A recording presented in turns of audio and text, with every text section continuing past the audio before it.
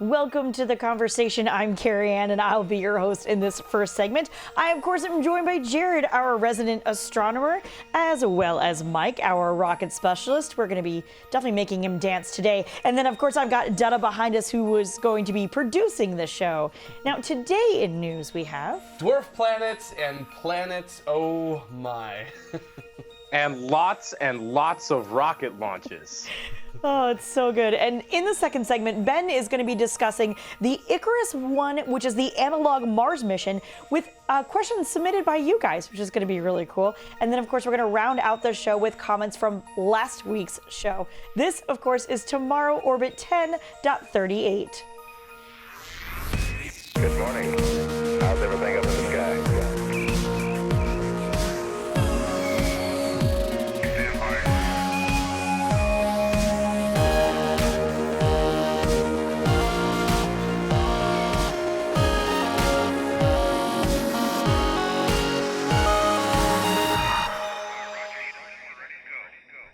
I want to make sure at the top of the show I give a huge thank you to our Patreon supporters. We have the Escape Velocity variety here.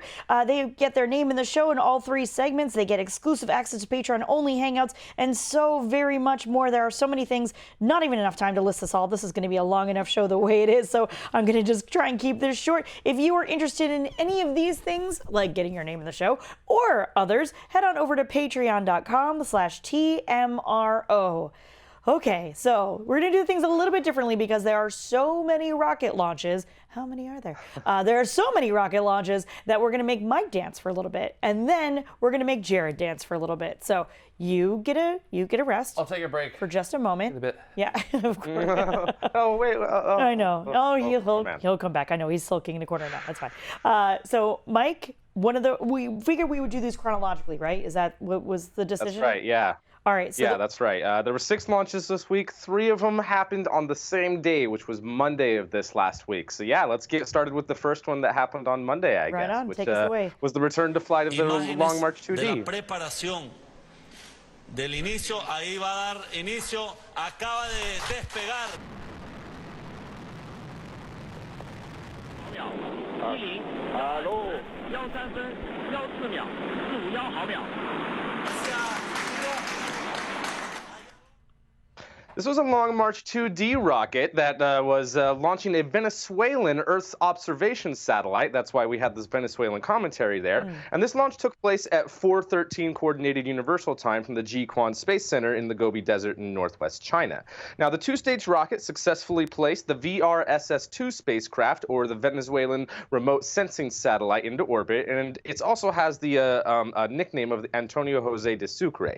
Now, U.S. military tracking data confirmed that the payload was placed into an orbit around 400 kilometers, or rather 400 miles and 645 kilometers in a sun-synchronous orbit. And that was placed successfully. And congratulations to China, who had a launch mishap with the Long March 2D a couple of months back. So this was kind of the return to flight of that particular type of Long March rocket. So congratulations to everyone who was involved with this rocket launch, even though it's a bit ironic now considering the Venezuelan crisis at the moment. But in any case, this should help with emergency responders and lots of different Earth observation data that they will be able to collect for their country. Good, yeah, and it's always nice to see people applauding at that sort of thing. So yeah, congrats to them on that. That's very, very cool. All right, so then the next one up is Iridium Next. This is really cool. This is SpaceX launch, right? That's right, yeah. This was one of 2 SpaceX launches this week. Holy cow. And this was the second launch that occurred on Monday, October 9th. So, yeah, let's check this out. 3, 2, 1.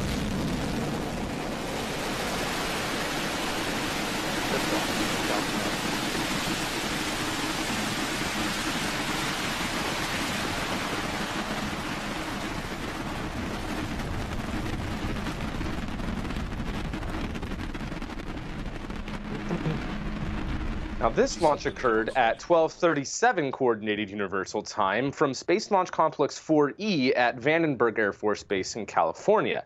And with this, a few minutes into the flight, the new Falcon 9 first stage booster was able to land successfully on the Pacific drone ship Just Read the Instructions.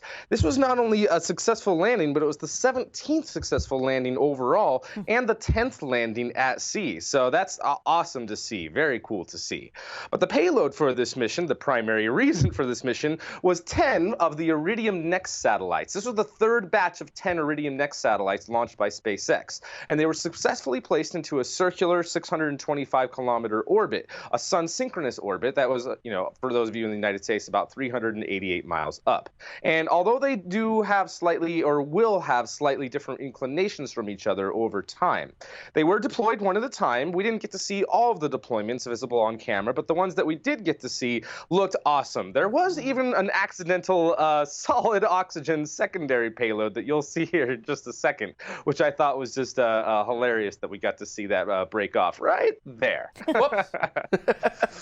Oh, man. But the primary mission, in all seriousness, was successful, and Iridium confirmed that they had that all 10 spacecraft were healthy. So congratulations to everyone who was able to make this launch successful. Yeah, quite. And Jared, this is one that you went up for as well, correct? Yeah, this is my 17th launch I've seen in person out of That's awesome. Vandenberg. And we actually saw, obviously we saw it lift off.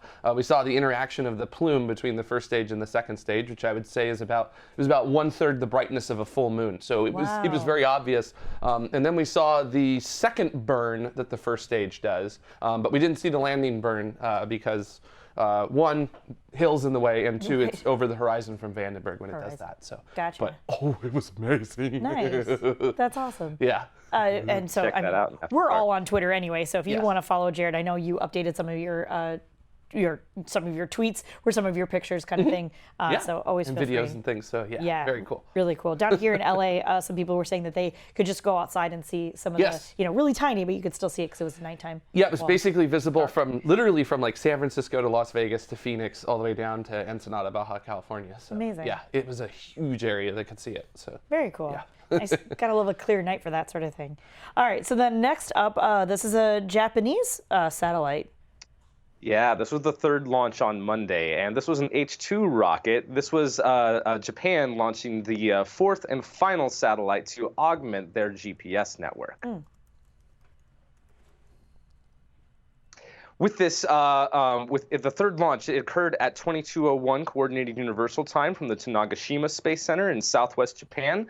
And this is going to enhance their system domestically, as I said, because the GPS signals they receive are sometimes blocked. 駆動用電池起動全システム準備完了インエンジンスタート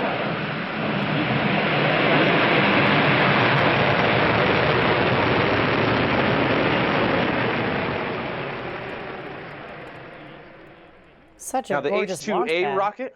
Yeah, go ahead. I know, Sorry. yeah, very cool. Nice oceanside launch there. Very Yeah. cool. But with the rocket, the two solid rocket boosters, the first stage and the second stage, all performed as expected, and we were able to place the payload into the correct orbit. The payload being the Michibiki 4, or as I said, the fourth and last satellite in Japan's quasi-zenith satellite system. It's in a 31.7-degree inclination orbit, and it has a bit of a strange orbit because it has a low point of about 300 kilometers or 200 miles, and has a high point of about 35,000 kilometers or about 22,000 miles up. And that's they can make that very interesting figure-8 pattern when all four of their satellites in their pattern, in their fleet, are able to make that constellation over Japan and augment their network to make sure they have accurate navigation and positioning systems. That's really, really cool. And yeah, somebody in the chat room says, just leaps off the pad. And yeah, that just kind of goes. Yeah. Such a gorgeous launching area.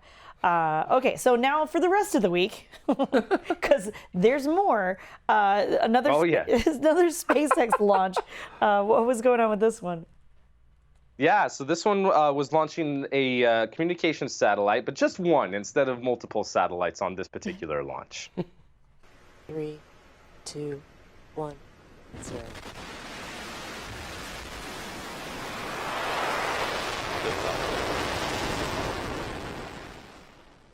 Nice good roar that time. Oh man. This launch occurred at 22:53 Coordinated Universal Time on Wednesday, October 11th from Launch Complex 39A in Cape Canaveral, Florida. So a launch from the West Coast and then another launch from the East Coast. Very cool.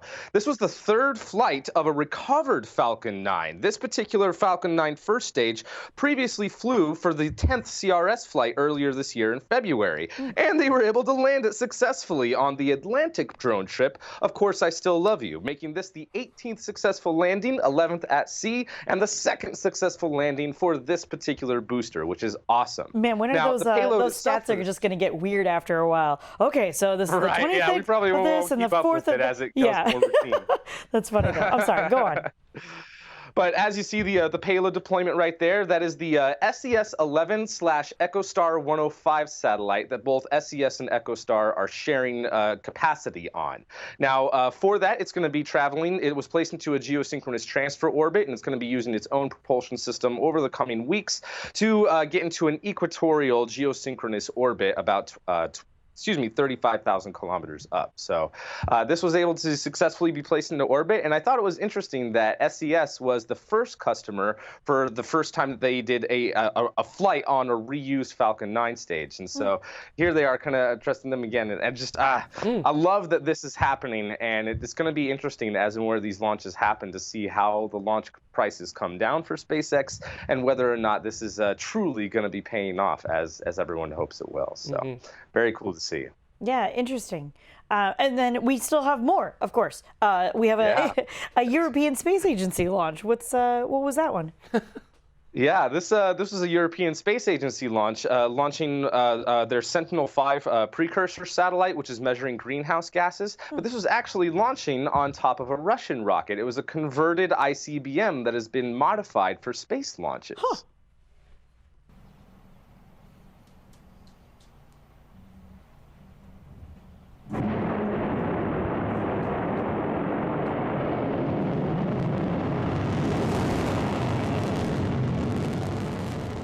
It sounds very impressive.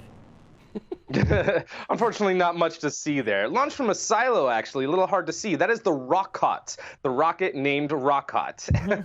And it's really cool. I like it because for this particular launch, it happened at 9:27 Coordinated Universal Time from the Plesetsk Cosmodrome in northern Russia.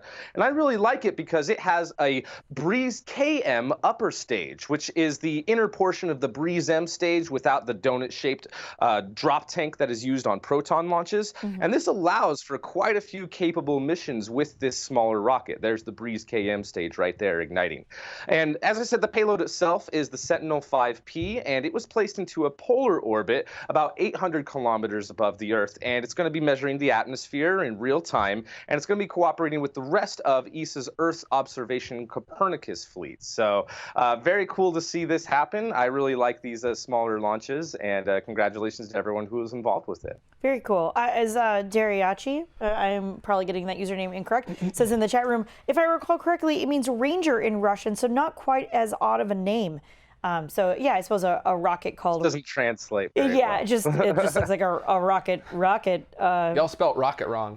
No, Rockot. they didn't. So. Us English plebs. So there's that. I apologize there. But that's cool. But Ranger, that's a really cool name for a rocket. A Ranger rocket. I think my favorite thing about this was that it's a pollution monitoring satellite that was launched on hypergolics. So,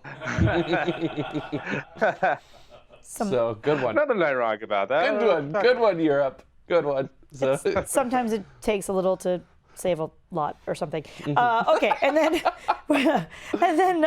finally for this week, because it's been a crazy busy week, a Soyuz launch. Tell me more about that. That's right. Yeah, we had the final launch of this week was a Soyuz that happened just early this morning, and this launch actually was scrubbed. It was supposed to have originally happened on Thursday, and this was launching the next Progress MS-07 cargo freighter to the International Space Station.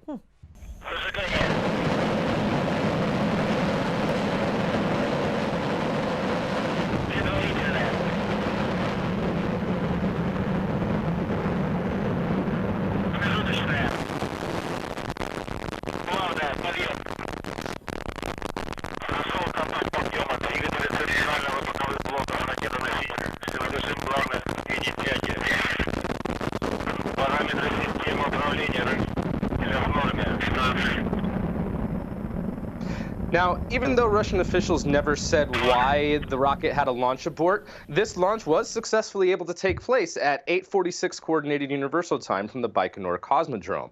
The Soyuz 2-1A rocket performed normally, and the Progress 07 spacecraft was placed into the proper orbit in low Earth orbit.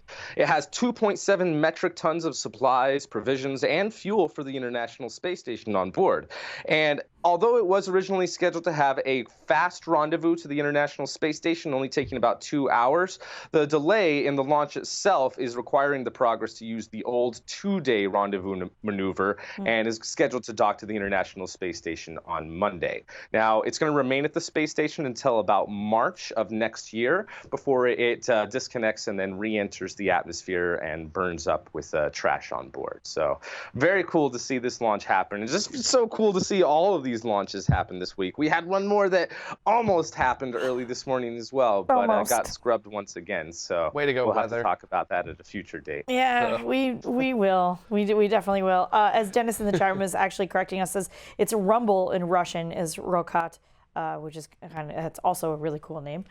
So there's that. And then a couple people mentioned that the sound on that, like the microphones were breaking, the air was breaking, like that was so loud.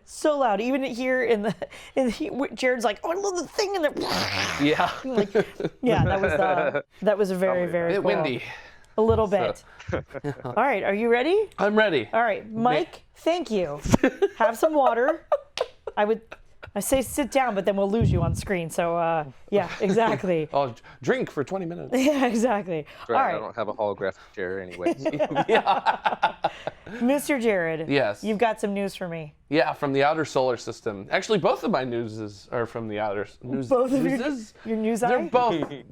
Yes, they're from the outer solar system. Cool. What's the first one? So the first one is actually about Haumea, which is a dwarf planet, as we jokingly call it, Haumea, the egg. Now, if you've never heard of Haumea, you should hear of Haumea because it is an incredible place out in the Kuiper Belt. It's a dwarf planet, and it has a very unique shape. It's known as a triaxial ellipsoid. So, which basically means that it's shaped like an egg, and in this case, a very elongated egg. And it's nearly 2,300 kilometers long on its longest axis. That's bigger than that's pretty close to Pluto in size. But even at this size, it takes just under 4 hours for one rotation to occur, and this rapid rotation is likely why Haumea is in the shape that it is. Well, earlier this year in January, Haumea caused an occultation. So basically, on its orbit, it moved in front of a star and it blocked the light temporarily, and this was observed by 12 telescopes in 10 different European nations. And the results from these observations gave us the more precise 2,300 kilometer long axis, which is about 450 kilometers longer than our previous estimates. That means Haumea is likely much less dense than the initial estimates. We thought Haumea might have been made of rock, which would have been a little weird for a Kuiper Belt object. Out that far, if you're in that cold region, you should be made out of ice. But with this new observation, the density is lower, so it's probably made of ice. And then we also got the orbital parameters of its 2 moons as well. And we also found out 2 additional surprises as well. Guess what? Haumea has a ring around it. And this is cool. The first object with a ring that we found beyond Neptune. We know of asteroids and what are called centaurs, which are asteroids in the outer solar system that have rings as well. All of the gas giants in the outer solar systems have rings. So this tells us that rings are actually much more likely than we expected to form around objects in solar systems. And also, those rings of Haumea, they're actually much darker than the surface of Haumea, so we don't know precisely what that means at the moment, but they're also rotating once every 12 hours, which is 3 times slower than the rotation of Haumea itself. So a very interesting place out in the middle of, if you will, the cosmic boonies of our solar system. So maybe we should start getting a mission together to go there. I mean, it's going to take a really long time to get out there because it's a little bit further than Pluto, but it would still be an amazing place to send a mission to, just to see what it looks like, what are those rings, what are its moons doing, and other things like that. So really cool results that came out this week. All right, very cool. And then... Send a fleet. Yeah, let's do it. Let's do like a like cute Kuiper sounds. Belt. All the other dwarf planets. Yes. Aw. Like the dwarf planet. Can we call it bus Snow or White? something? Sure. Why not? Let's Sounds see good. to me. Eris, let's go see Makemake. Let's go see Haumea. Let's go see all of these places. Yes, let's do it. I'm for it. Let's get the money together. Kickstart it. We'll kickstart it. That'll do it. The Snow White So, project. Yes. Okay. Wow. And then, Jared, Yes. this says Planet 9 evidence mounts. Yes. And you wrote this story. I know. I'm really confused right now. Okay. Would you like me to unconfuse you? Yes, Okay. please. So there's this thing that we've been talking about in astronomy called Planet 9, Right, Pluto. I know Ben just yelled out Pluto. Pluto. I agree that Pluto should be considered a planet as well, but I have to go with the nomenclature because that's the way things work nowadays.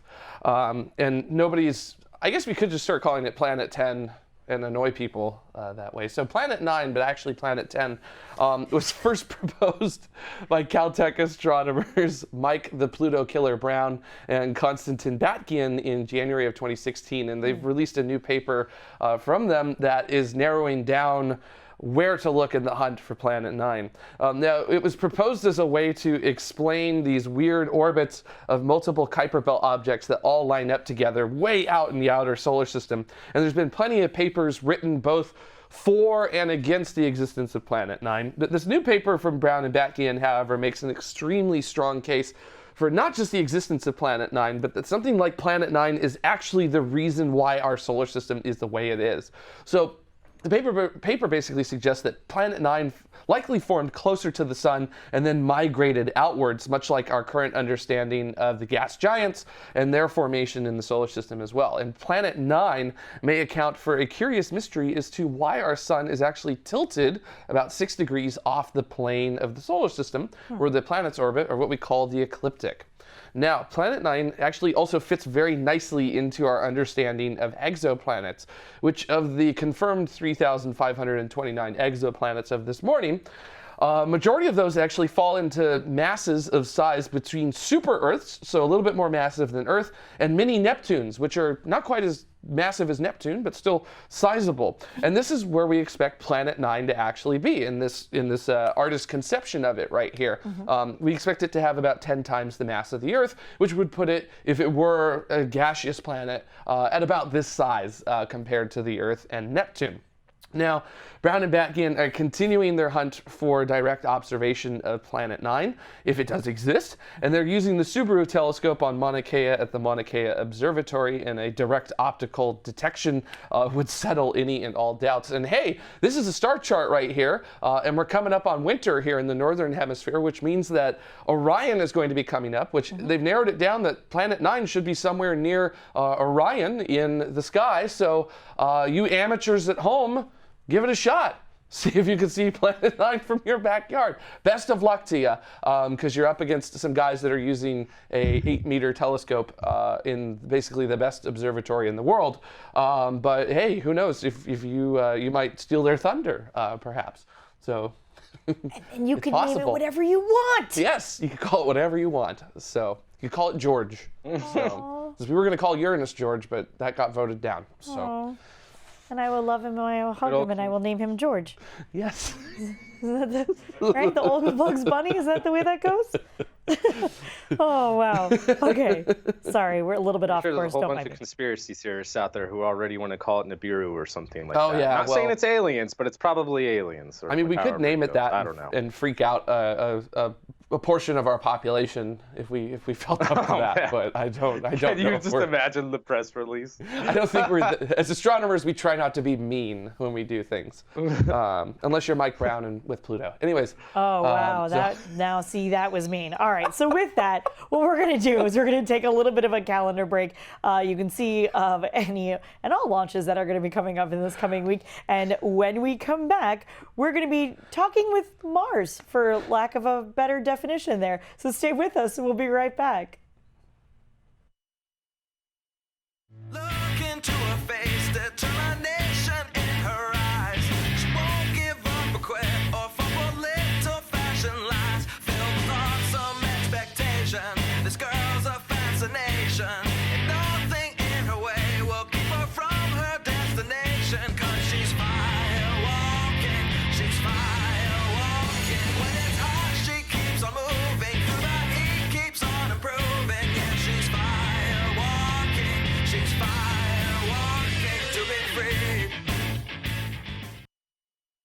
And tomorrow continues, as was aptly pointed out in the chat room as we were in that calendar break. I'm trying to hit it.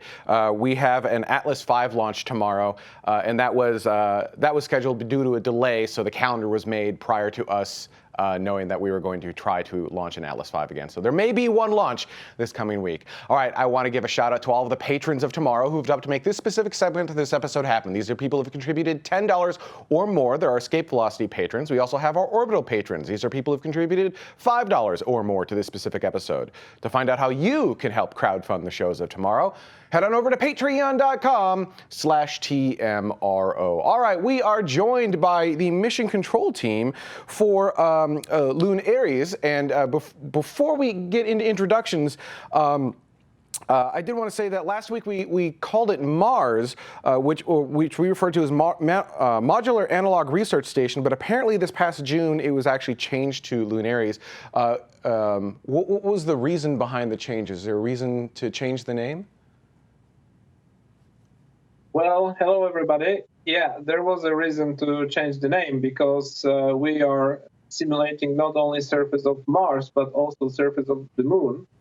So that's why LUNARES, Luna for Moon and Ares for Mars. So that makes a great deal of sense. And you mentioned names, so let's go around the horn really quick. Introduce who you are and your role on LUNARES and Icarus One. My name is Alexander Waśniewski. I'm the project manager of the Icarus One. Flight director, Dr. Zosia Peric, and our biomedical engineer and PI, Dr. Wojciech Jarosz. Hello. I'm a co-executive director of the LUNARES as well, together with Agata Kołodziejczyk, who is the main director and the main researcher in this project.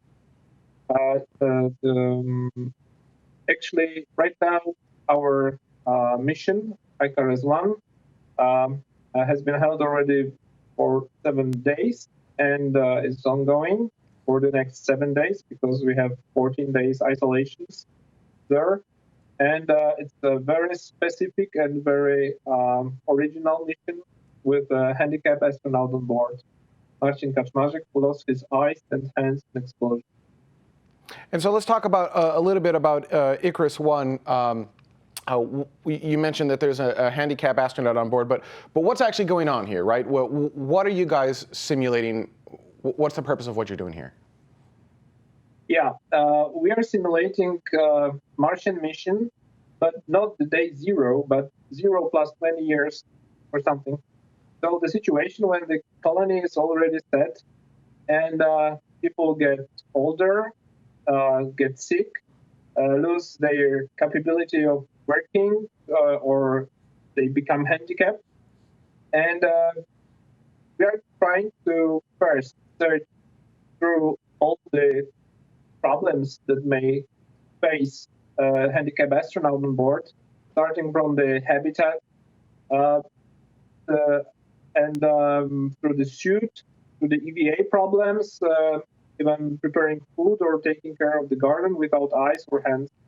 And it may happen, actually, like happened to our astronaut. So that's why we decided to perform the mission called What Could Possibly Go Wrong? And everything goes wrong, actually, during this mission.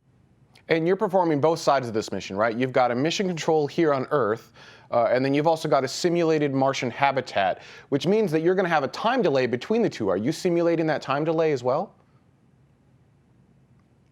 Maybe I will pass the voice to our flight director, who is responsible for contact as a Capcom as well with LUNARES. Okay, so yes,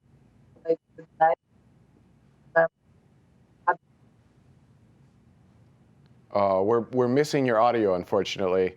It seemed to be cutting out. Yeah, be a little bit louder.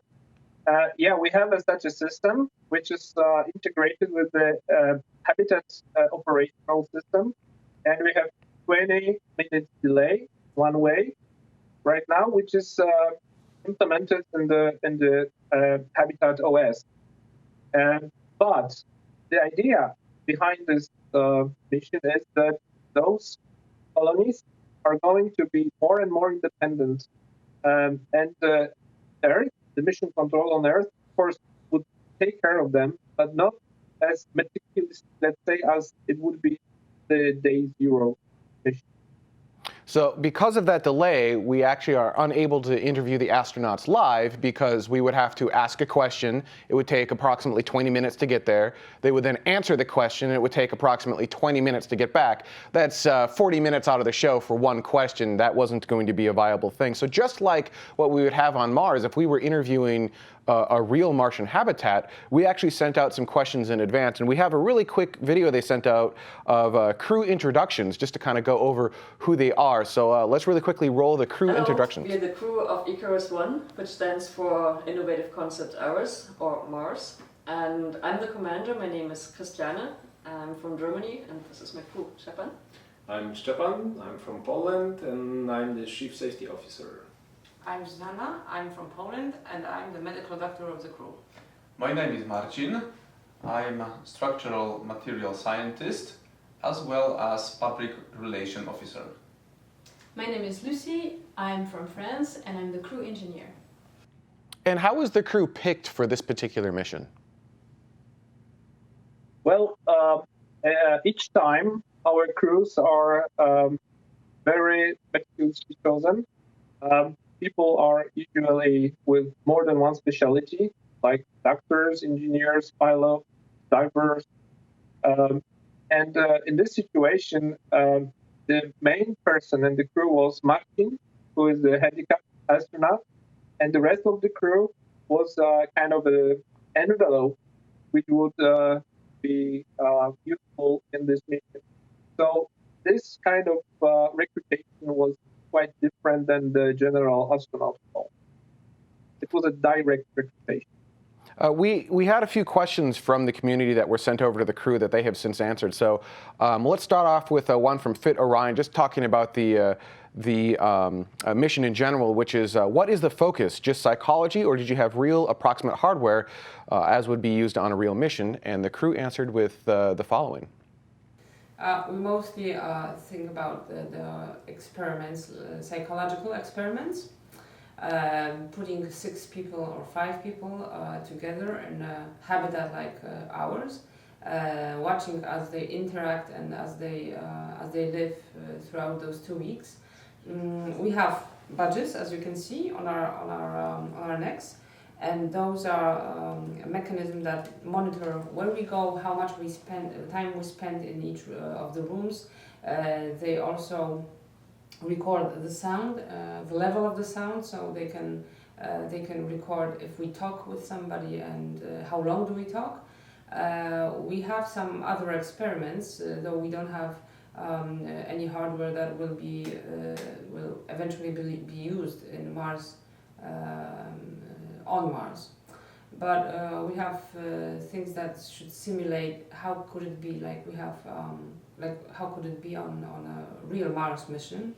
We have some pilot suits that we wear when we go outside to the Mars terrain. We have,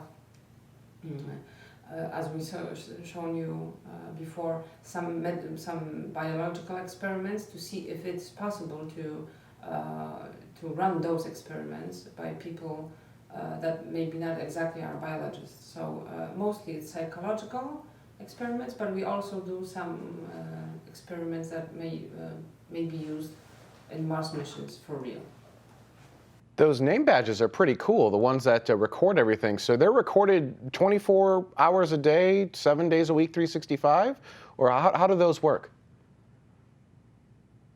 Well, they record all the level of the sound, the behavior, the interaction between astronauts, and then you can map somehow the group, and you can take some measurements of the mood of who is a natural leader, who spends a lot of time with somebody. So you can, for example, make a project of the schedule for the next months or weeks or years in case of the real mission.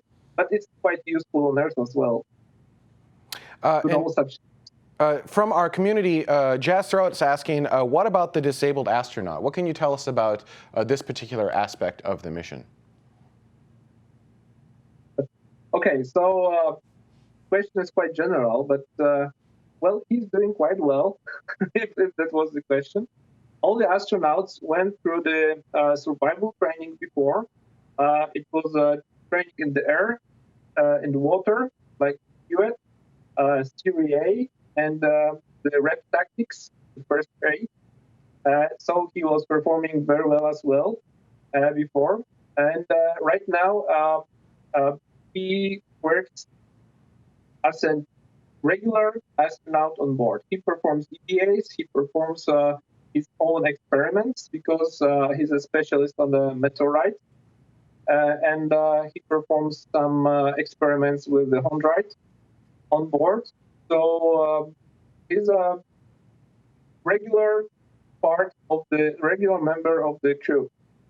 So the disability is also used by us as the investigators because one of the experiments on board, which is performed, relies on the levels of the lighting. So the chronobiology is in the background. And this person, Martin, he has an eyeball after the explosion.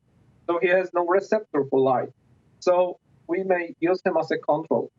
But it's not the main thing. For us, it was important that person with such a severe disability, which was acquired during the explosion of the chemicals while working on meteorite. So even the mechanism is Martian, actually, can perform on board and can be somehow contributory to the development of the tube, because we decided to make the top tube parts of the exoskeleton and the bionic hand and other equipment which would be helpful for such a person. So let's talk about some in situ resource utilization. So Fit Orion, once again, earlier asked, is there any work on in situ resource utilization hardware or techniques? And the astronauts responded with? Well, that's a very interesting question. Unfortunately, we do not have actual Martian soil. Nobody on Earth has it. But fortunately, on the surface of Mars, there is a lot of meteorites. And we have an actual meteorite. It has been already pulverized. You can see it here. This is the dust from the meteorite. It's magnetic dust. So we try to extract metals out of it in order to create some structural materials, as well as we try to raise earthworms on this dust and grow some plants. So is resource utilization an important part of what you guys are working on? Yeah, definitely it is. On board, we have two big projects. One is Healing Space, which is the project of the rehabilitation on board. And rehabilitation specialists are involved in this. And of course, astronauts are using only the resources on board, which were given. And some of them are, I mean, even the equipment should be fixed or made, like using the 3D printer on board. So we are using this kind of resources, but we can use also the natural resources of Mars, which will be the chondrite in this situation, the meteorite. And this is another project, Noah's Ark, in which we are trying to breed some animals using the natural resources, the potential resources of the planet for terrestrialization. Let's say that's why earthworms, and maybe Wojtek may say a word about this project because he's a PI in it. So hello everyone. So we've got the on board the mission, the habitat, and we made an experiment dividing containers. One containers formed based on soil, regular soil from Earth taken by astronauts in the mission. The second, we got the chondrite mixed in the soil, about half. And in the third one, the pure chondrite. So the reason, or the main goal, is to check if the electrons will be able to create something which will be useful, for example, for plantation, for make some usage of the new soil. So we are very, very interesting because this time it's the first time. So yeah, is to introduce some resources, which to include some resources found on the red planet into the life cycle of not very primitive, but still quite robust animals, which would be the pioneer organisms. In this way, that they would create the environment for much more complicated organisms later on. But another idea is to perform all those experiments within the limit and skills of astronauts on board. So our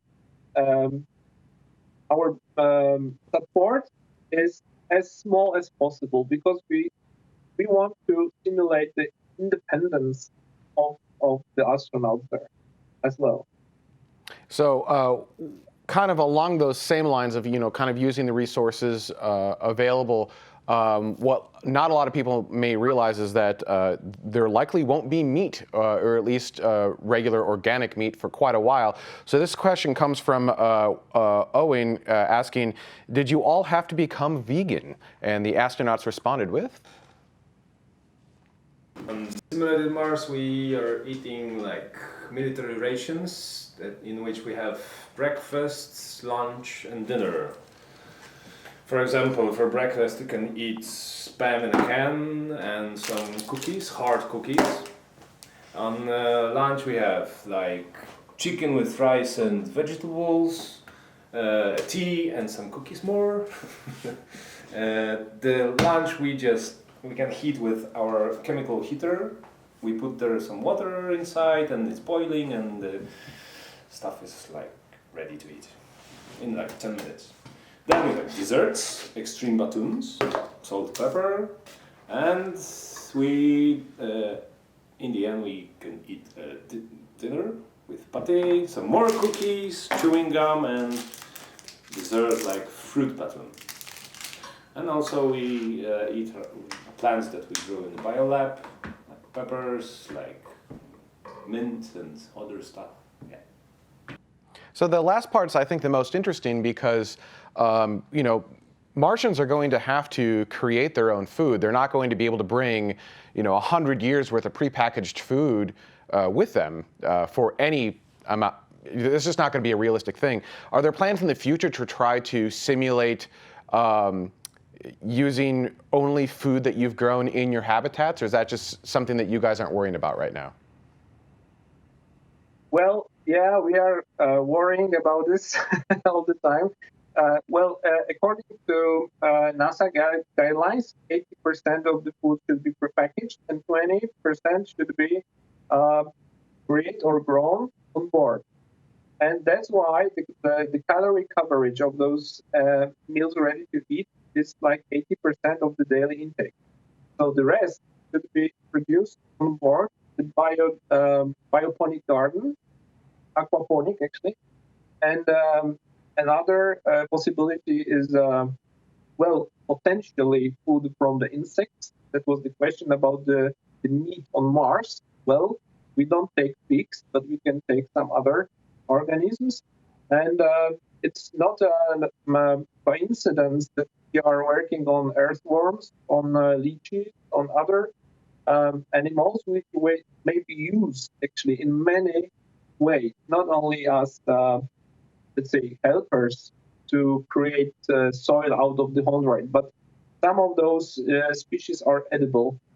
And we are thinking of those things in this manner that in the future, a lot of food could be produced, all the be produced on board. And of course, the vegan question is quite important. But right now we know that there should be a bigger amount of the plant protein in the food than the meat protein. I mean, for astronauts in microgravity, to avoid the microacidosis, which make the decalcification of the bones much more severe. But remember that people in the analogs, they are still on Earth. Mm-hmm. So their diet is similar, but still analog. So it's not 100% the same kind of diet that would be available on Mars. Wicked from our chat room asks, why use the oldie-timey technique of soil growth and not hydro or aeroponics that produce bigger crops faster? We do it as well, but every technique needs a backup. Backup and backup and backup and backup. And it's not very wise to rely only on one technique. So, well, that's the answer from my side.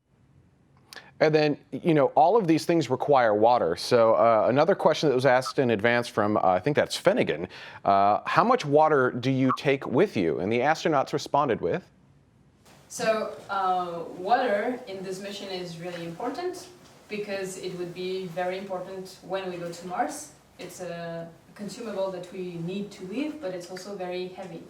So we have to conserve it and have means of recycling it. Here, I'm in front of the kitchen sink, and as you can see, there is no tap.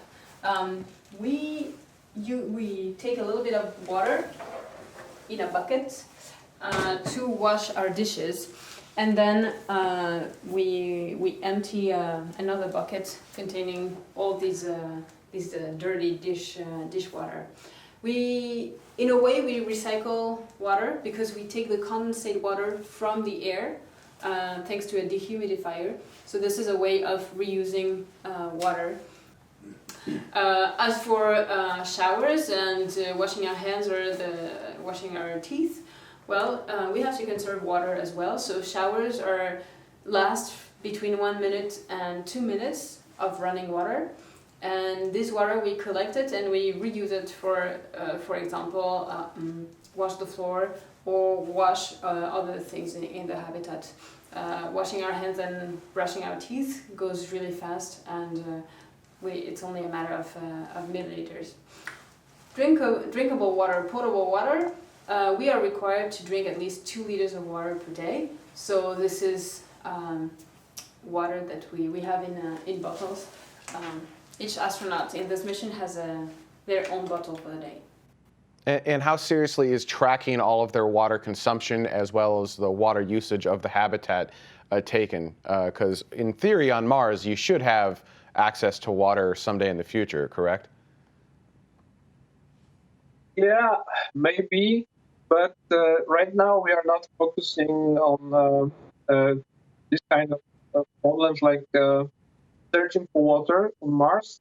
We provided them with 337 or 6 liters of drinking water, and there is like 1,000 liters of technical water, and that's it. So they have to cope with this. But right now they have a quite bigger amount because we had one fatality on board, and they are like 5 crew members right now. One astronaut deceased. Actually, that's a great segue. You mentioned that one astronaut died, virtually died, not a real death, right? Yeah. Actually, we've got a quick little video from him introducing himself. Hi, my name is Matt, and I'm an executive officer and biosystems engineer at the LUNARES mission. I take care about plants and hydroponics. I'm also a deceased astronaut who died during the EVA. That's kind of funny. Like, also, I died. So he died during an EVA, an extravehicular activity, or most people know that as a spacewalk. Was that planned in advance, or did circumstances just come around where you're like, well, actually, in this scenario, you would have died, so okay, goodbye? Or was he always planned to die in an EVA? No, that was caused by the external circumstances. But to keep the simulation going and not to break the scenario, the decision was that he has to die. I mean, virtually, of course. And there was a very nice procedure, the burial procedure, and that's how it ends. Actually, he has a nice grave in the crater. And did that impact the crew dynamics at all? Like now, all of a sudden, they're down a crew member. They weren't really expecting it. What happened on that side of it?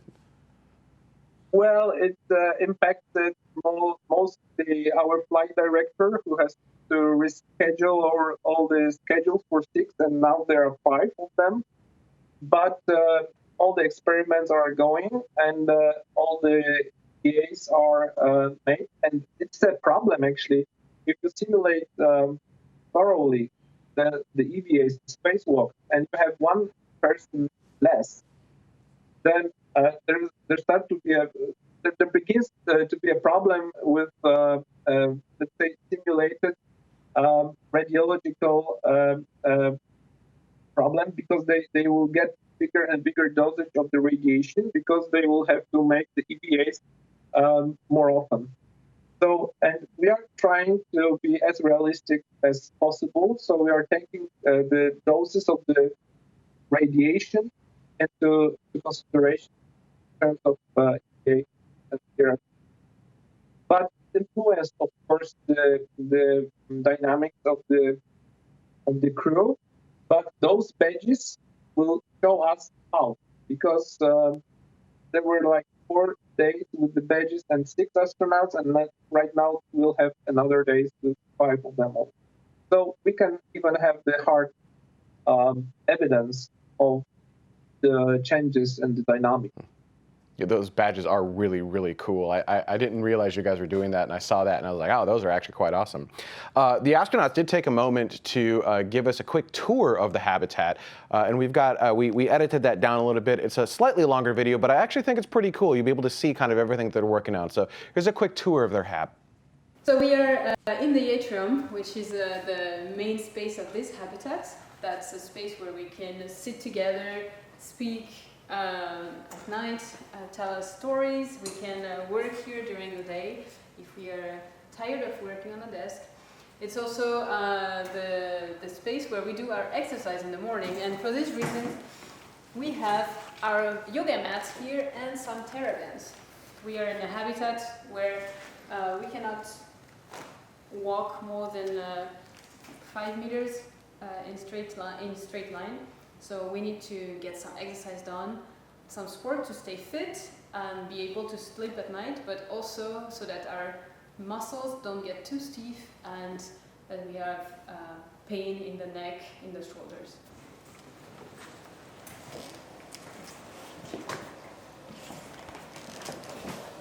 Welcome in Biolab. Here is a place that we have both plants and animals.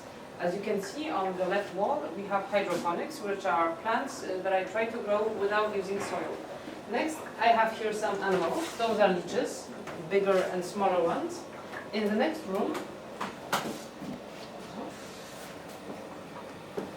as we go to the next room, I have cocoons of the leeches waiting for some newborns to come. I also have some maggots and some earthworms. And with those, I'm trying to see how they react for meteorite ground, and see if those little animals could ever try living on in a space like that. Hello. So this is our operations room. Come on in.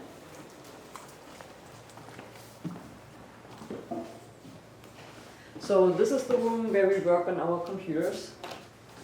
So we do analysis work, and where we talk to mission control, where we have our printer and all our electronics. Welcome to our dormitory.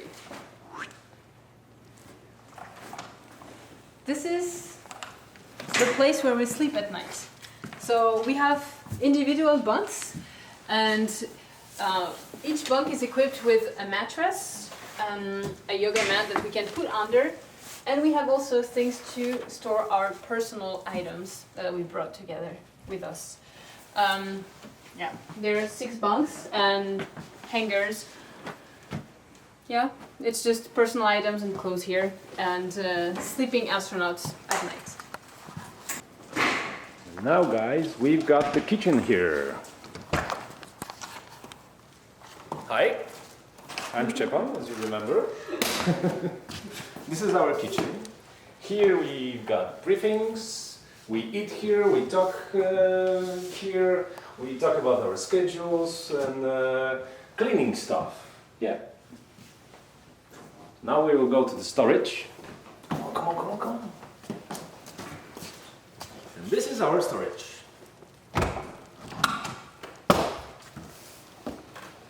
In storage, the main thing is our Energo bike, which we can bike and make electricity to our batteries, charge our batteries. We have food, water, and tools, glues, everything what we could need in the hub. Thanks.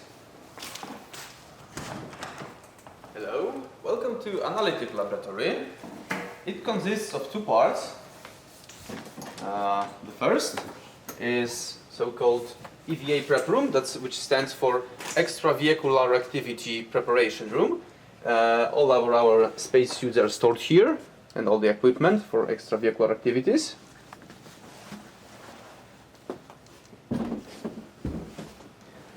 Okay, and the second part is the analytic laboratory proper. We have here a 3D printer to make spare parts and our different projects. We conduct magnetic separation here, as well as spectrometry that shows us the contents of the Mars or other material that we can collect outside. So now you've seen how we go outside, and this is where we go outside, our airlock.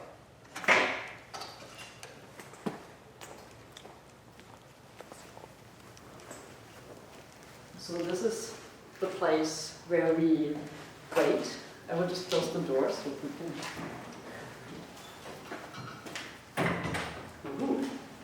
So, well, you didn't see this on camera, but the cool thing is when we close this one door, then we get the sign that we can open the next door. And so this is the place where we wait until until the pressure inside here is adjusted to the Martian pressure outside. And so we have a nice bench because the waiting time can be quite long. And then this UV light is for sterilizing our suits when we go out and then we come back in. And this is the actual door to the outside, which I cannot open right now because, as you see, I don't have the proper suit. But so this is it from the crew Icarus 1. Thanks for watching. And so they take that very seriously, right? They won't even open the outside door just because they're not in a proper suit at that point. And the whole simulation is taken that seriously, correct? Yes, of course. There's no point in making not serious relations. We don't have time for playing. This habitat is in cooperation with the Laboratory of Extreme Medicine at the University of Medical Sciences in Poznań, and medical experiments were given the Bioethical Commission approval from the University of Medical Sciences in Poznań. So it's a real science actually, and if we want to have real science, we must to have the real input if you want to have a good output. So our astronauts are well disciplined, and they perform all the activities within the regular and almost real conditions which could be seen or on ISS or other missions well planned, because there are no other missions like extraterrestrial missions right now. But we are trying to stay within the regimes. Also, the mission control, which is not very big. We have like 5 people in the mission control and like 5 others in the mission support. But it also simulates the situation 20 years after. Everybody remembers what happened to the Apollo program. Okay, the last Apollo was hardly seen actually on TV. Okay, so it was, people were bored almost. So after 20 years, it will be something normal that we have colonies on Mars, and only very few people would be interested in paying money for that and the support and other stuff. So that's why we have such a small MCC and mission support. I mean, eventually the Martian habitats, the Martian colonies will have to become self-sufficient and won't be able to rely on Earth mission control centers at all. I mean, that would be the ultimate goal, I would assume. Yes, and we are in the transition right now between the, let's say, manual steering and full independence. Let's talk a little bit about power. We have a question from the chat room from Sarge Enzyme asking, how strictly are the power requirements measured or controlled? Yeah, that's a good question. Right now, we are checking how much, what are the limits of the habitat. Okay, so sometimes we make the experiments without power restrictions, because some of those experiments they do require much more power than perhaps would be available on board. But the habitat itself is prepared for being self-sufficient within the power produced by the astronauts during the everyday exercises. So for 12 hours, they can provide power for all the systems using the ergometer. But as far, they use the outside sort of power. Because we have also not only the habitat systems, but we have also the control systems outside of the habitat. So it is much more power eating the habitat itself, because we have to take care of them. Okay, so we want to have simulations. So all of this costs money, right? I mean, you have to buy the habitat, you have to pay for food, you have to pay for all of this stuff. Who helps fund these experiments? Well, the habitat was found by the private investor. The Space Garden is the name of the company, and so it was paid partially at the very beginning as a program of the crowdfunding, and then the investor, Space Garden, took over the project, and it was funded with the private money. And the Icarus one is also paid with private money. So actually, I have some friends, let's say, who have friends, and that's how it works actually.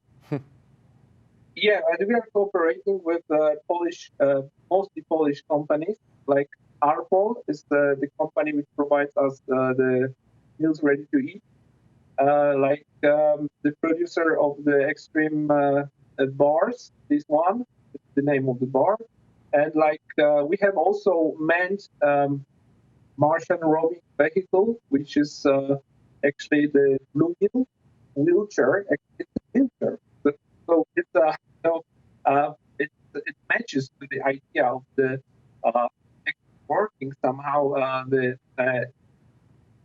handicap astronaut to space. But it was like they lent us for free, and many people do many things just for the idea. That's why it was possible to make. But of course, once we are talking about the real science, the funding must be stable. So that's why we are working with the universities, with some NGOs like Open Science Foundation, represented here by Gosia, because that's how we can collect money also by the public collections as well. And speaking of the public, if people are interested in the habitat itself or the different missions you're running, where can people go for more information on this? Yes, you are very welcome to go to our website, lunares.space, and then once you enter it, of course, it will be as a default in Polish, but there's also an English version. And also you will be able to go through the, and you will be able to go through the diaries, which are recorded by Martin. And day by day, you would be up to date with astronauts information and astronauts, if you like. Awesome. I'd like to thank all of you for taking time out of your Saturday. I know there's a time zone difference. Hopefully this wasn't too weird of a time for you guys. But it was actually a lot of fun to try to figure out not only, I mean, you're doing your simulation, but we kind of played along as well. We didn't want to have any live video with somewhere where we'd have a 40-minute delay. So we had to figure out on our side how we were going to deal with that, which I think was kind of a good test run for how we're going to deal with interviewing Martians when they actually do land on Mars. One last question, though. You mentioned that you're doing the moon as well. So is that with different crews then? Because the time delay is going to be much different, right? A moon delay is what, like 6 seconds round trip as opposed to Mars, which is between, between 4 minutes and 20-something minutes one way, right? So do you switch those clocks? How does that work? No, we switch crews, actually, because it's the third mission already there. First was PIMAS 2017. It was a Martian mission. But within the PIMAS, in July, 4 days, the first 4 days were lunar, so without the delay, and then it was switched, as you said. But another mission, the Lunar 1, was in August, and it was totally originally the lunar mission. And right now we have the Martian mission, which was designed as the mission with a 20 minutes one-way delay. All right, thank you guys. Thank you guys so much. Thank you very much. And we have our own Skype delay as well. That's fun to deal with. All right, I'd like to thank everyone for watching. We're going to take a quick break. When we come back, comments from our last show. So stay tuned. We'll be right back. We've always looked to the stars. They guide us, give us comfort, help us find our way. We see ourselves out there. When we look up, it inspires us. And we long for something we don't yet know. We yearn to go there. So, we venture forth. We choose to go to the moon in this decade and do the other thing, not because they are easy, but because they are hard. Because that goal will serve to organize and measure the best of our energies and skills. Tranquility Base here. The Eagle has landed. It's one small step for man, one giant leap for mankind. The exploration of space will go ahead, whether we join in it or not. Many think we stopped exploring. But we know our journey didn't end. We've only just begun.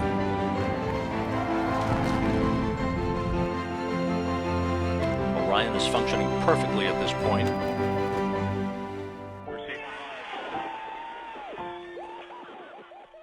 Come with us and explore tomorrow.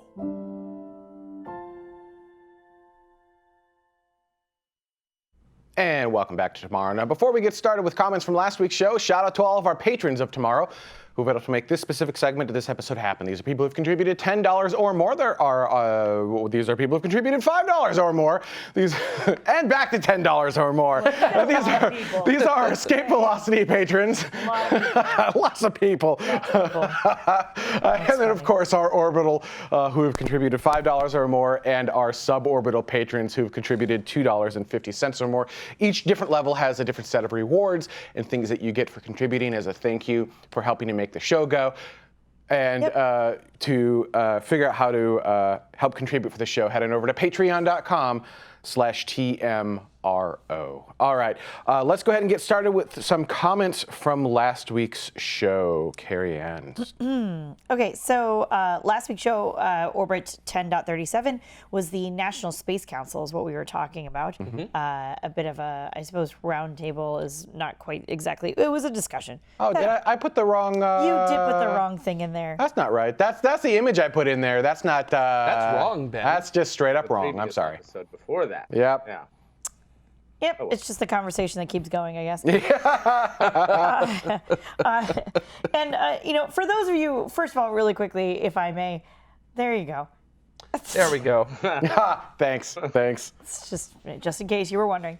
While we love to have you guys comment and watch us after the fact, joining us live is sometimes one of those magical things that cannot be explained. Matt, who was the one who died actually in this mission that we were just talking about, was joining us posthumously in the chat room. We also have LUNARES. He was undead in the chat room. Radic as well. So they must Radic not have and used Matt, his resources. Right, there you go. He was not consumed. He was thankfully. not consumed. Much to Seki's dismay. So the thing is that there are just conversations that happen in the chat room that we just don't get a chance to push to air. And it's so thank you guys for joining us. It was really amazing. Really great to chat with you and answering some additional questions in the chat room as well. So if you do get a chance to join us live, please do join us in the chat room. The conversation's much more in depth than you could possibly ever imagine when you only watch us on demand. Although if you don't get a chance to do that, my apologies to you. It's really cool. You really should. All right. In any case, so this comment comes off of our website, tomorrow.tv. Allow me to present a wall of text. Da-da! From a 1D Messier. Saying, hi, Doug. That's Doug. Hey, Doug. Yep. Wow, okay, well, maybe there's a reason he didn't use his first name, but cool. Everyone else seems to know it anyhow. Yeah, Doug does He's been on the show. Right? Yeah, he does parabolic arc. He's been on. No, I'm just giving you crap. Okay, so Doug says, I live in Mojave Desert here in California. In case those of you who don't know, we get sonic booms for Edwards Air Force Base just about every day. You just adjust to them, and they're still extremely irritating. But that's the nature of this place. We live near an air base and with the nation's only overland supersonic corridor overhead, and there's not that many people to annoy out here. Think Chuck Yeager, actually. It's today's the 70th anniversary. Yeah. So. I think it would be hard to operate point-to-point rockets near major cities given the sonic booms and noise from launches. Do you know how many people live in the New York metropolitan area, in and around Shanghai? I wish Elon luck, but there are a lot of issues to deal with this before this can become a reality. I don't think he ever said there weren't. Right, and again, if you're watching live, apparently Elon is doing an Ask Me Anything on Reddit r/space in like another hour. So tune into that. Maybe somebody can ask him. I think it's /r/SpaceX. Okay, it might be. That's not what Elon tweeted out. So just to be very clear about that. Is it really? Yeah, Ben is wrong again. Oh man, just bring that banner back up. There you go. Thanks. Thanks all. Just have that queued and ready to go for the rest of the show. And yet we do anyway. I'm sorry. One more time for the people in the back. I don't think there's much to add to Doug's comment. I think it was well spoken and articulated. I don't think anyone here disagrees. Just an interesting point. And actually, as a quick aside, for those who don't read Parabolic Arc, it's actually a really great resource. So head on over to parabolicarc.com. Doug is in the middle of the Mojave Desert, along with scaled composites, mass and space systems. Virgin is out there. As well as Edwards Air Force Base. Edwards is out there. Like it is kind of the cradle of next generation aerospace. Is like right out where Doug is, and he's in the thick of it and reports on it on Parabolic Arc. It's a great website. And we really went into a deep discussion on this earlier this week in our Discord channel, our public Discord channel as well. And we actually posted some videos of sonic booms from the space shuttle, from what it was like on the ground. So good reason to join our Discord channel is to get in on discussions like that. Yeah. All right. Next up. All right, next one comes off of YouTube. This is from Jeff300, which should be Jeff3000, but just an idea. It says, while they are an advisory board, a body, we were talking about the National Space Council, it's kind of wrong to say that the Space Council has no policy power. During the meeting, we saw a member request information on SpaceX's regulation issues because his department could start working on those immediately. These are powerful people. I don't think we were saying that they weren't. I think what we were saying is just because the National Space Council says we're going back to the moon and onto Mars does not make it true yet. Yes. There are other steps that need to occur. They can make the suggestion, but that's, I believe, to the best of my knowledge, that is where their power kind of ends. They don't have the ability to set policy. There are lots of very powerful people on there. Go ahead, Mike. Legally is all I wanted to throw in there. I mean, that's all the power that they have legally. Individual members might have the power to enact more things, like this particular individual that they're mentioning there. But as a body, as the National Advisory Council, that's all that they have the power legally to do. Right. But that's not to say that they won't get listened to or that there's no power in a unified voice. There is, and I think that was kind of the point we were trying to make, which is there's power in a unified voice, but they don't have, they themselves as a unified body don't have the ability to say the United States is going to Mars. What they have the ability to say is we think the United States should go to Mars. President and Congress make this happen. Is that if I were to sum it up in one sentence, does that seem fair? Yeah. All right. It's an advisory council. Yeah, exactly. All right, next up. All right, next one comes off of YouTube from Count Artha. Hello, Count. I thought that said. Oh, it's a wall of text. Yes. Unless the first lunar missions are underway by 2020 or so and a lunar base by 2024, I don't see the next administration feeling any obligation to carry on with whatever this National Space Council recommends to the President of the United States. The only way I see them breaking the cycle of alternately lofty and conservative space exploration goals is if they actually get moving on their vision and it continues on sheer momentum. Space Shuttle was designed in 1971, but Project Apollo lasted all the way through the Nixon administration because of its own momentum. It was so far along by 1969 that it made no sense to cancel it. Similarly, Orion and Proto-SLS, known as Ares, were designed in 1990, but the shuttle program carried on its own momentum. I mean, to be fair, the shuttle began design before 1971, did it not? Yeah, the concepts were coming out in the 60s. Yeah, it was in the 60s. Yeah. Yeah, I mean, you got to get momentum there. And that was kind of what our hope was, I think, when we were talking to Robert Walker, of like, hey, can the advisory council kind of extend beyond presidencies? And that hope and dream was bashed when he said, no, the council serves at the behest of the president. And I was mentally like, nah. Simply because you need kind of an overarching, something that goes longer than 4 to 8 years for a lot of these missions. And so, you know, that's just not the advisory council because it serves at the behest of the president. And that's just how that's going to be. Right? Yeah. Any additions, Mike, Jared? No. Carrie Ann? It is. When tomorrow rules the world. I feel like you know, the current situation we're in right now is what it is, but I feel like the only way to really safeguard programs from getting canceled from administration is to plan them to be an all-inclusive program that can be accomplished within 4 years. If it can't be accomplished within one administration's time, then it might not be worth putting the resources into if the resources are just going to be wasted when the program gets canceled. So that's my only advice. I would agree, but I would extend that to 8 years because I think every president coming into office should and would assume that they will get reelected. Whether that's true or not, I think 8 years is a happy medium goal where it can happen within one president's tenure, and that gives you the ability to do bigger missions that are just simply going to take longer than 4 years. Yeah. To be blunt, we are not making it to Mars. The government is not making it to Mars in 4 years. right? They just move too slowly, in my opinion. I mean, Apollo was announced in we choose to go from the speech. We choose to go to the moon to boots actually on the moon was just a little over 8 years. Yeah, it was 9 years. So, 61 was the speech. 61 to 69. Yeah. Right. May of 61, I think. Right. If I remember. Yeah, we're all everyone turns to Dutta. Yeah, Dutta, our Space local historian. Tell us our history. Validate those numbers, Dutta. So I fundamentally agree, Space Mike. I think I would just extend that to 8 years instead of 4. I think that, and then even if you do have a president that is only there for 4 years, you're still at that point halfway through the program, right? So it's a little bit different than being like a quarter of the way or a sixth or an eighth of the way through a program. It's just a lot. It's a lot harder when you're halfway through to potentially dismantle something, especially if a good chunk of it's already been paid for, and that's also something assuming they've made good progress.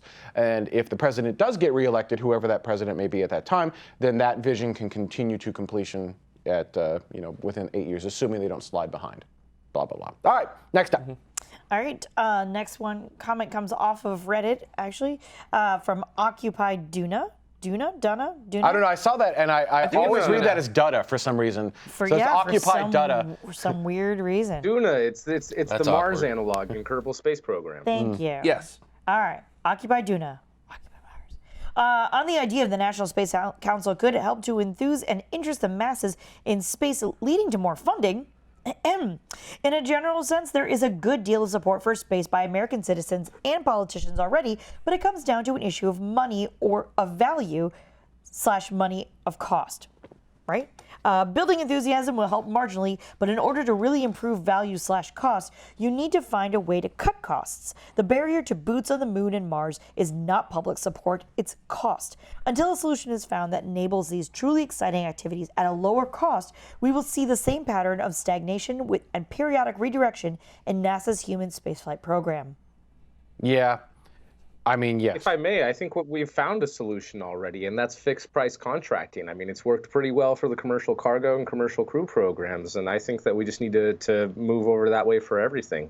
Yeah, I think there are a lot of new space companies that would agree with you, and a lot of old space companies that would absolutely not agree with you. If I were to fathom a wild guess on that one. I mean, competition is good, right? And you have to meet those milestones, and if you don't, you get fired. Right, and that happened in COTS, right? It was Kistler was part of COTS. Yeah, and they didn't meet their milestones, and they were replaced with, at the time, just Orbital. Now Orbital ATK. Now Orbital. Who are we now? Orbital ATK, the space division of Northrop Grumman. There you go. Thank you. Northrop Grumman Commercial Crew Lunar Lander X Prize Challenge. So, next up. That's the shirt of the show.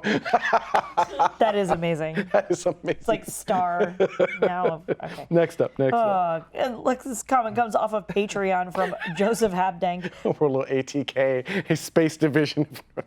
You're the one who said next up. I'm sorry. That was just brilliant. Yeah, that was well done. It's lingering. It's got like aftershocks. It does. Oh, that was good. I'm sorry. Go ahead. Joseph says, I think you might have misunderstood the purpose of the National Space Council. Their goal is to optimize the bureaucratic procedures and remove inefficiencies in the government, not give direction in space activities. After watching the whole 2 hours, 28 minutes of the initial hearing, I think they are in a very good position to do what they are meant to do. If they streamline processes, deregulate some areas, and allow increased competition, companies like SpaceX, Blue Origin, or Bigelow Aerospace will benefit immensely. I'm actually very optimistic. I think that especially now when commercial space starts to dominate the National Space Council is a step in the right direction. I think that's a really great comment. I think really kind of nailed that, right? Get rid of some of the red tape that's in the way, some of the inefficiencies that are in the way of, I think it was Gwen Shotwell, president of SpaceX, who said something along the lines, and I'm paraphrasing, of like, look, these policies and processes were not designed for a launch rate that we as a single company are dealing with, let alone what happens when you bring on other companies that are going to deal with these things. We're just going to overwhelm the government. Again, that's not exactly what she said, paraphrasing. But yeah, Mike, how many SpaceX launches have there? There was 2 this week. That was what, 15 so far this year? 15. Right, yeah, that's what I was going with. And I believe that is the most of any country, right? Like, does anybody know? I think that beats out. It's more than, of course, Japan, India, the European Space Agency. Still less than Russia and China so far, though. No. They're more than China this year. Well, how many does Russia Still have? less than Russia. It's got to be close to Russia. Russia's got 16? They're close. Russia's, yeah. Russia, I believe, has 16. I thought last I saw it on Wiki was 14. But Wiki may not be updated. Well, right. Someone in the chat room figure that out for us. Somebody knows. Yeah, well, I just thought that Mike had a running total, so that's why I was asking. Leave it in the I comments. think that with the 2 this week, that it's 16. All right. Anyhow. Yeah, I believe that's Russia's correct. one of us as of last night. All right, cool. All right, cool. All right. Really close though, right? I mean, that's an entire country versus one company, close. and that's just one private space company. Imagine what happens when these other companies, when Virgin Galactic starts flying regularly and Blue Origin starts flying regularly. You know, these policies and processes that are not designed around a flight cadence this regular, they are going to need to be updated, and the National Space Council could be the place that helps to update those regulations. Yeah. Yeah, so there you go. That's our show for this week. I'd like to also thank our ground support patrons who have helped to contribute to the show. These are people who've contributed between $1 and $2.49. They also get access to After Dark as soon as it's available on demand, their name in the show and a few other things to find out those rewards and how you can help keep the show on the air, or on the internet, I suppose. We're not really on the air. I guess if you're Wi-Fi, that's on the air. Head on over to patreon.com/TMRO, right? Wi-Fi would be on the air, right? Wireless to your computer. Close enough. Area's in there. All right, next week we've got, you may have remembered from a couple weeks ago, we were going to have John on, I think it was like 10:34, but prior to the show we did some Skype tests. He was traveling and I had to pull the plug. It was not working for us. But we're going to bring him back next week. He's the author of Changing the World on episode 10.39. We're going to be talking about how we can put humanity out in the solar system and colonize the solar system within our lifetime. And that's going to be a pretty awesome show. And if you want to get that book in advance, you can grab it on, I believe it's a Kindle edition on Amazon as well. Changing the World from John Amabile.